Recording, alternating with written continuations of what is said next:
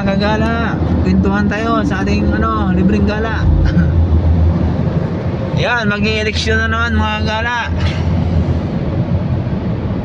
Sana meron ng pagbabago.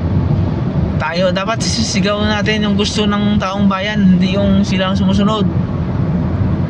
Wala man lang kasi nakapag-isip ng mga senador, kasi nga nandyan sila para proteksyonan yung kanilang negosyo. Wala man lang senador na nag-isip na lahat ng basic needs ng mga tao dapat government na yung gobyerno na ang magkokontrol niyan. Dapat may batas na ganyan na bawal na ng mga private sector yan.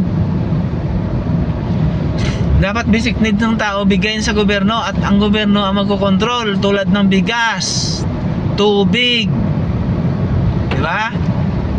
Yung kuryente, ito transportasyon, para alam ng gobyerno kung ilan yan, kung saan yung, para hindi magka-traffic.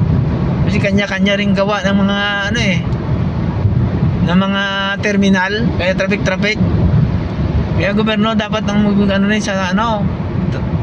sa transportasyon, maggawa ng mga train. Point to point na, o kaya may mga stasyon.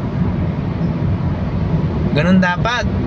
Yung mga pagkain, kahit bigas lang, yung mga export-import, gobyerno na magkokontrol, hindi yung mga private sector. Dapat may batas na mga senador. Dapat makapag-isip kayo ganyan. Takot kayo magganyan kasi nga nandiyan kayo mga mayayaman. Kasi nga para maproteksyonan nyo yung negosyo nyo, yung iba dyan, di ba? Yan ang totoo dyan sa mga ibang mga politiko dyan. Hindi serbisyo sa tao serbisyo sa kanilang negosyo. Yun. May isang bayani dyan na bayani ng mga oligarch yun. Yung pangalan ng airport, hindi ang bayani ng Pilipino bayani ng mga oligarko. Kasi noong nanalo yung asawa, yun na, kanya-kanya na sila ang nakaw ng pwesto. Ganun yung totohanan dyan. Kaya tuwa itong mga mayayaman, yung sinasamsam nila yung kanyang mga lupain, kanya-kanyang agaw sa mga mahirap. Yun ang nangyari dyan. Ang kanya-kanyang tayo ng kanya-kanyang negosyo,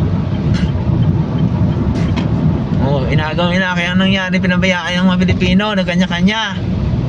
Parang pato na nawalan ng ng nanay, na yung kaya manok na kanya-kanyang hukay na lang. Wala nang nagpapadidi.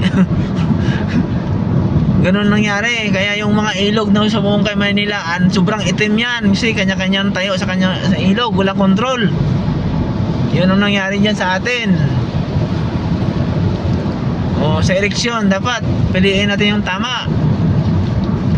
Dandahan natin, obserbahan. Pag walang kwenta, palitan. Yan, sige ba, okay mga gala. Ganyan dapat, okay. Bye bye. Bayad muna tayo sa toll.